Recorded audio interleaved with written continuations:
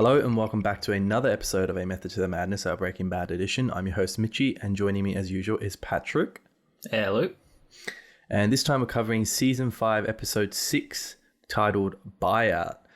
I love this episode. In fact, I love this one and the next one. Like, some really big changes are happening, and I think the biggest change is Walt's character, or how we perceive Walt. Yeah, definitely. Yeah, this is a huge ep.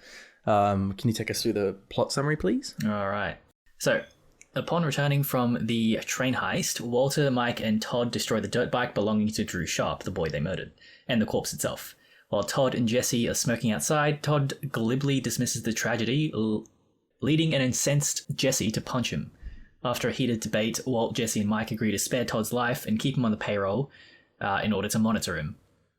The DEA begin to surveil Mike, which leads him to leave Walt's meth operation, along with Jesse, who is distraught about Drew. They propose an idea to Walt to sell the stolen methylamine, amounting to $5 million each. A rival meth dealer is offering to buy the methylamine to have increased market share as it would remove all the blue meth from the streets. Walter refuses to sell the methylamine as it can be made into $300 million worth of meth, which also prevents Jesse and Mike from selling their share. Elsewhere, while visiting Holly, a tearful Skylar is tempted to confess to her sister, but stops short when Marie discloses her knowledge of Skylar's affair with Ted. Marie mistakenly believes this to be the reason for Skylar's mental anguish. Jesse comes to Walt's house to try and change Walt's mind. Walt rejects the sale, comparing such a sellout to Grey Matter Technologies. Decades prior, Walt had sold his shares in Grey Matter for $5,000 when the company is now worth well over $2 billion. He tells Jesse he isn't in the meth business or the money business, but rather is in the empire business. Skylar arrives home and Walt insists that Jesse stay for dinner, leading to an awkward meal. Walt tries to hide the methylamine, but Mike anticipates the move, restraining Walt in the Vomino's pest offices. Mike and Saul meet with Hank and Steve at the DEA to advise them Mike has obtained an injunction preventing their continued surveillance of him. Meanwhile, Walt breaks free from his restraints and hides the methylamine before Mike comes back. When Mike arrives, he threatens to kill Walt, but Jesse interrupts, saying Walt has a plan to get all three of them their money. End of episode. I seriously think this opening scene is probably like the darkest in the whole series. Yeah, well, as I was watching this, I was thinking about what you said last episode about how this is like the lowest Breaking Bad has gone, and yeah, the opening of this show really drives that home.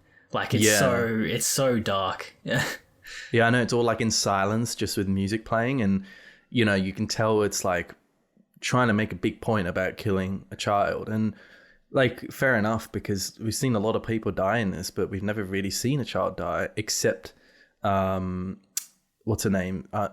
What's it? Andrea? Her children? Yeah, her child. Yeah, but like, well, you know, it was at the hands of a vicious murderer. That was her brother, wasn't it? Not her child. Oh, true. Yeah, it was her brother. Yeah, you're right. Yeah. But obviously Gus did that, and we know Gus is a bad person. And now that Walt and Jesse, their group is killing children. Now they're comparable to Gus, who is really so far the worst character in the whole series, right? Yeah, so yeah, I don't know, and I like also how they dispose of the bike and they discard the bike and they make a really big deal about cutting this bike up, right? And it's a classic like showing less, tell more kind of thing, where you don't actually have to show the boy being like, you know, disintegrated in acid. You just show the bike because that's enough. Yeah, it's great. Yeah, it's like it's so dark how they still have to figure out they still have to like kind of mentally apply themselves and like work out like how they're going to dispose of this body and this bike. Yeah. I don't know. It's that kind of thing where like shows don't show you, you know, what happens after the murder. They show you the murder and then they move on. But this show, it's like, no, we're gonna show you, you know, how that shit actually goes down afterwards. Yeah. Yeah, without being too grisly about it, which I think actually drives home, you know, to the audience a much more effective, you know, idea, I guess, of what's going on. Yeah, I guess that compounds as well. After that scene, we get that scene with Todd, and he really just can't like understand what he did wrong. Hey, like, you know, it's to him, because he really doesn't fathom like ethics or empathy. To him, what he did wrong was like, oh, you know, if I killed this kid, it wasn't a question of like morality. It was a question of like, oh well, what are the potential consequences for us, and not the fact that he can't understand why Jesse is upset that about killing a kid. Yeah, he's actually a really interesting character. He strikes me as kind of he's obviously a psychopath, but he's a dumb psychopath. Like, he doesn't quite understand what he did wrong, which is kind of a little strange because, you expect psychopaths to be intelligent, and I'm pretty sure psychopaths in general are intelligent. Like, they have a higher IQ than average. And, if you're in a Hannibal Lecter, that kind of thing, like, they kind of understand that what they're doing, they don't emotionally connect with, but they understand that everyone else around them emotionally connects with it. So they know what to do to kind of be perceived as a normal person, right? But this dude just seems like, oh, I don't even know what I really did wrong. And he's trying to like kind of justify like he wouldn't actually want to do it, but he's not really putting on a convincing act, like just, he seems like a bit of an idiot, but he also seems psychopathic. Isn't that the difference between sociopaths and psychopaths, right? Like psychopaths, like they understand that, sort of the weight of like killing and doing morally wrong stuff, whereas sociopaths, like they don't have that, innate sort of moral compass in them. Which made me wonder, like, is sociopathy a thing you learn? Like maybe it does have to do with like chemical imbalances, something like that. But I mean, empathy is a thing you learn, right? Like it's something that you have to, all human beings have to work on. Some are more, have better intuition of it than others. But yeah, I don't know. I think it works the other way as well. I think, especially we learn later on that he was raised by like Nazis and shit. So yeah, that wouldn't help. Yeah.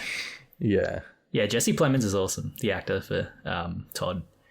Yeah. You know an actor's good when you hate them because of a character they play. Yeah, you would know, eh? Yeah, I've only seen him in Fargo season 3 or 4. I think it was season 3. And he was really good in that, but he put on a lot of weight. Yeah, dude, he got chunky. Yeah, he did. Yeah. And his wife was Kirsten Dunst, I think, in that. What? Oh, okay. I thought you meant in real life. No. In the series, which is also interesting because you don't really see her either. Yeah. I like what's going on with Skylar. Like, there's been this very slow build up of her, becoming quite distressed about, Walt and her children being in danger and etc. And in this episode we see her with Marie, and she's really kind of almost, it's just at the tip of her tongue, like to just spill the beans, and tell Marie everything.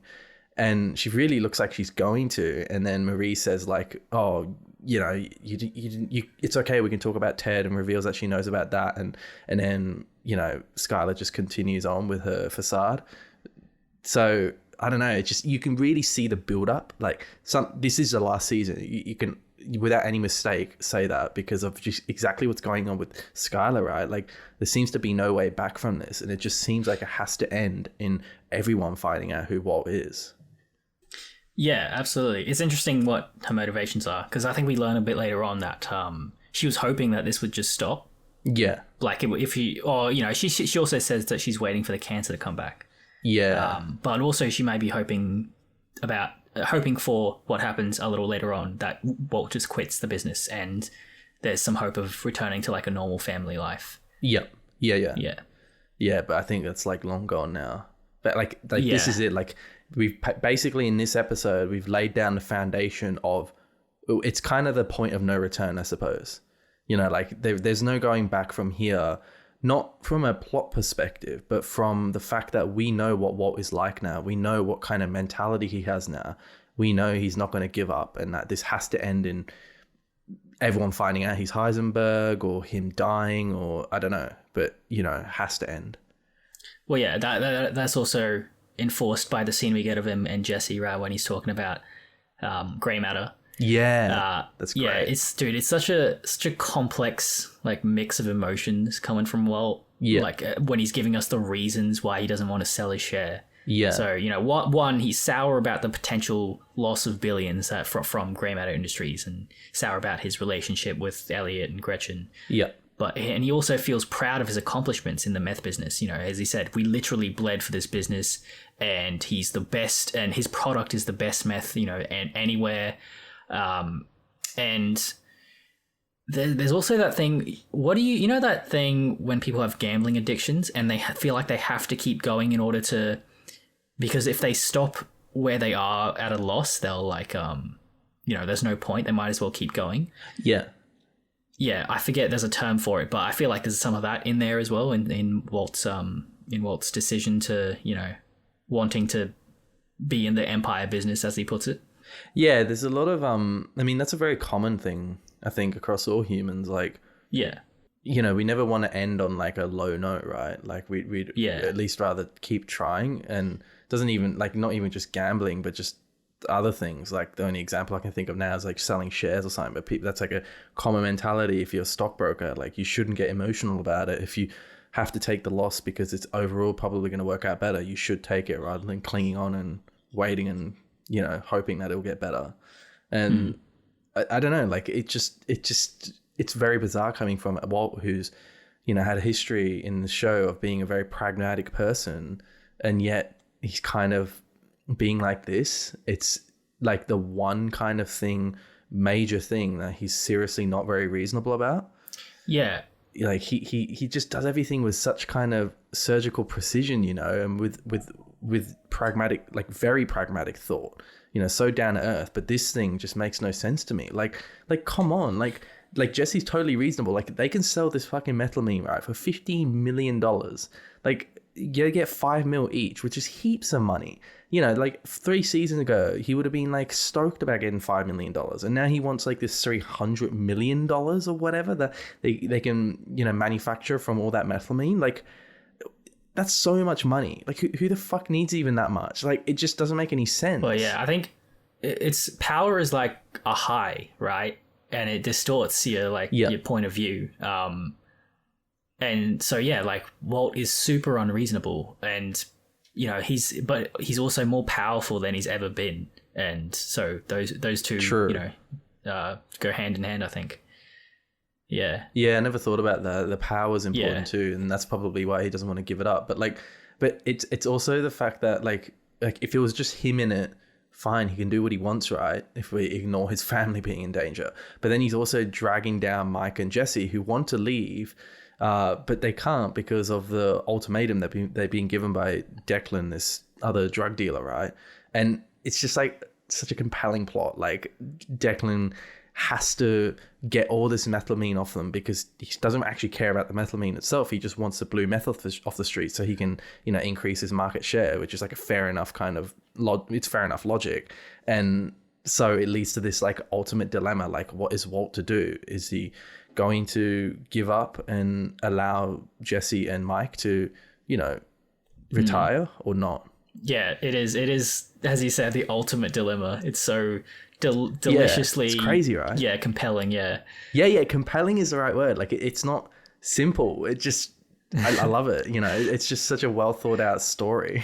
Yeah, absolutely. And also Jesse looks genuinely sad to see Walt be like this. Yeah, he's like the beautiful thing about their relationship is how, like, you know, how they fight and then make up, and then throughout the seasons, Walt has kind of looked after Jesse. And now Jesse is kind of doing the same for him in like a very different way, and in trying to bring him back down to earth, and, you know, trying to reach out to his, you know, trying to be reasonable with him. Trying to appeal to his humanity, which is kind of not all there anymore, because even Walt's a bit sociopathic now. Yeah, he really is, isn't he? And I think the prime example of that is that he does not seem to give a shit about Drew dying. Yeah, like he starts whistling. Like, it's like, you're not even trying, bro. And then he tries to pretend that he's all like, you know, caring about it and stuff. Well, Jesse is the one that's like super distraught about it. I mean, that Jesse is leaving because of that. He's the only one that's got like truly, you know, an ounce of compassion in him. Like, he has a lot of compassion in him. I would say Jesse is just a normal person, and he's actually leaving because he can't deal with the distress of having killed a child. Yeah. Because, like, you know, like, if you think about it, like, Jesse has no justification for doing any of this aside from the fact that he's doing it for money, right? And just for something to do. like what is a drive of Jesse? Because you got an easy drive with Walt. It's his family, right? Which is arguable towards the end here because he doesn't seem to really care about their safety so much. And it's kind of transitioning, I suppose, to a power grab. He's becoming a megalomaniac. But what about Jesse? What is his drive? Well, it's the opposite of Walt. Walt started out with a family and then just slowly sort of became numb to his responsibilities and to, like, you know, love them. Yeah. And whereas Jesse, he gained a family over the course of the season, you know, with Andrea and Brock. And I don't know, just like with other stuff as well, like with Jane and that kid in that one episode.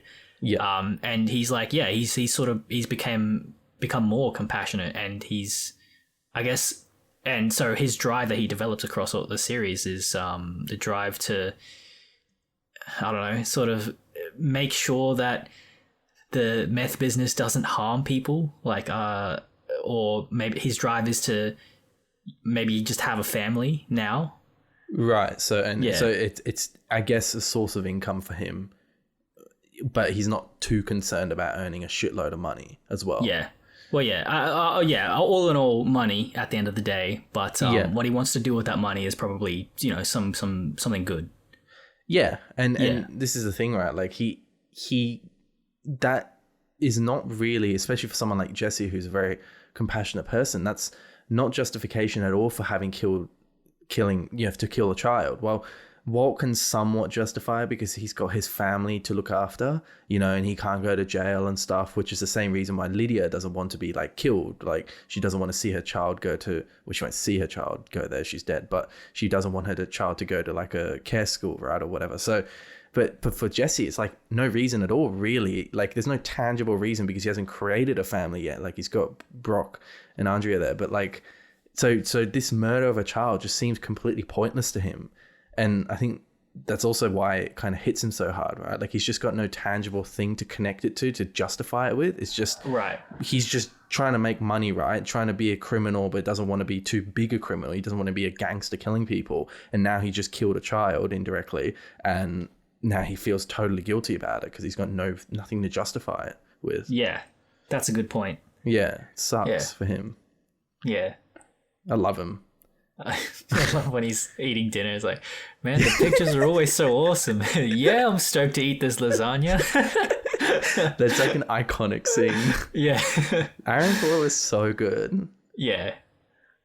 Man, I'm so keen to just grow up and see him in more shit. I hope. Yeah. Yeah, he's going to leave a mark in film and TV. Yeah, he will. Yeah, 100%. All right, well, yeah, I don't really have anything else. Aside from the fact that Walt's a nut job for trying to burn that fucking zip tie off his wrist. Yeah, that looked painful as fuck. And he could have also just killed himself too by shocking himself, right? Because it's a live current. Like he's taking a big risk. Sorry. Yeah, well, he's crazy. He'll do, you don't know, he'll do anything. You don't know what he'll do for fucking money. Oh my god. Yeah, Mike's holding a gun to his head. He's just completely calm. Yeah. You're so right. He is literally crazy. Yeah. The behavior he exhibits now is like not normal human behavior. Yeah, absolutely. But it was in the past. He's fucking crazy, man. All right. Anything else to say? Nope. Cool. Join us next time for season 5, episode 7. Say my name. See you later. Bye. And I sold my share, my potential, for $5,000. I sold my kid's birthright for a few months' rent. This isn't the same thing. Jesse, you asked me if I was in the meth business or the money business. Neither. I'm in the empire business. If you like this series, Mitch is going to tell you where you can find more of these. Yep, so you can find us on Spotify, YouTube, iTunes, SoundCloud, or Stitcher. And we've also got a website, amttm.com, where you can find our fabulous episodes on Breaking Bad. If you have any questions, queries, insights, or criticism, you can send them to mail@amttm.com. And as always, thank you for listening.